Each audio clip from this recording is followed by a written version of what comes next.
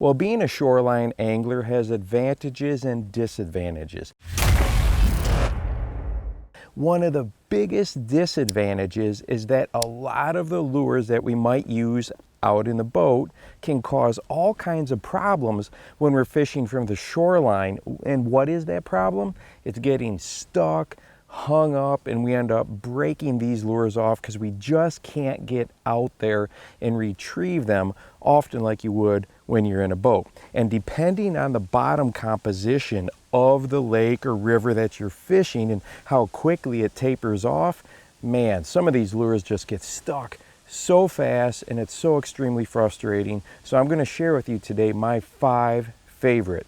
Number 1 has got to be a hollow-bodied frog. A frog like this is excellent for fishing from the shore for a couple reasons. A lot of times there's all kinds of brush and cover right where you can access it. And this is perfect. You can just skip it right into the middle of a lay down or throw it up underneath of a tree. It skips super easy and it's designed for fishing in heavy cover. So that is excellent about a hollow-bodied frog. And 2, it's a surface lure, so you know that it's going to be in places where you can probably get it back. So hollow-bodied frogs are just a shoreline angler's best friend, and we often forget that these lures can be fished in many more situations than we often think about. As a matter of fact, I'll link to a video about using a frog in various situations at the end. Number 2 is going to be a Texas rigged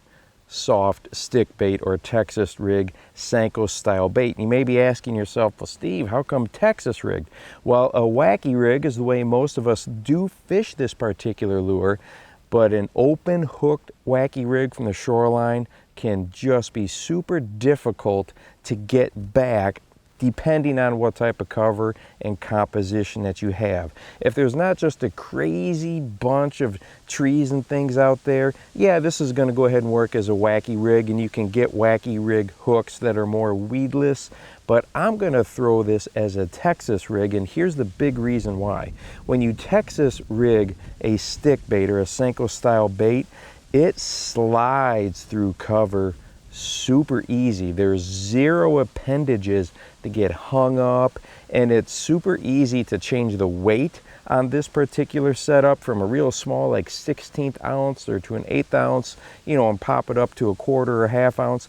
And a Texas rig stick bait also does really well weightless. It's a little bit different fall than you might have with different types of soft plastic lures. So if I can get away with a wacky rig, I'll probably give that a shot, but most of the time when I'm fishing from the shoreline, I'm going to Texas rig this lure. Works really well. My 3rd shoreline bait that I love to have with me is going to be a swim jig, specifically a swim jig that is 1/4 ounce or lighter. I like to fish the top part of the water column with a swim jig anyway, so this is perfect when you're fishing from the shoreline. Comes through vegetation really well. It has drawing power. In other words, fish will chase it from a distance.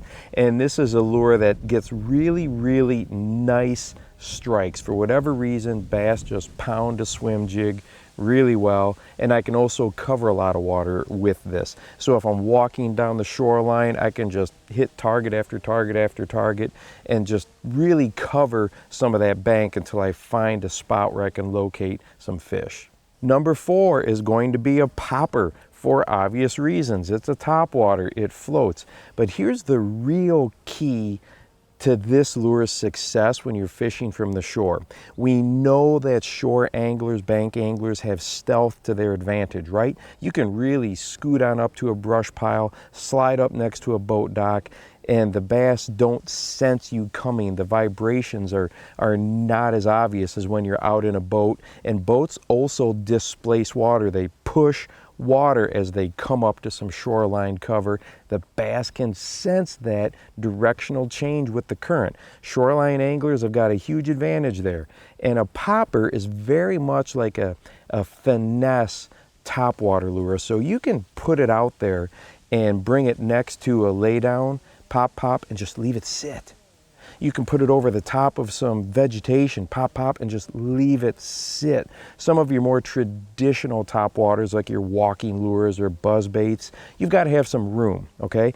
This is a lure that you can fish in tight places and even drop it into a brush pile and just pop, pop, and leave it sit. So this is a really effective lure for a topwater angler, especially if you don't have, like I said, a long distance where you can make extended casts to work walking baits and traditional moving topwater baits easier. Really good one right there, always in my shore fishing arsenal. And the last lure I'm always going to have with me when fishing from the shoreline is a small spinnerbait. This one here is actually just 1/8 of an ounce. It's very compact. It's going to be easy to keep above a lot of that cover or that bottom composition that's going to get a heavier spinnerbait stuck.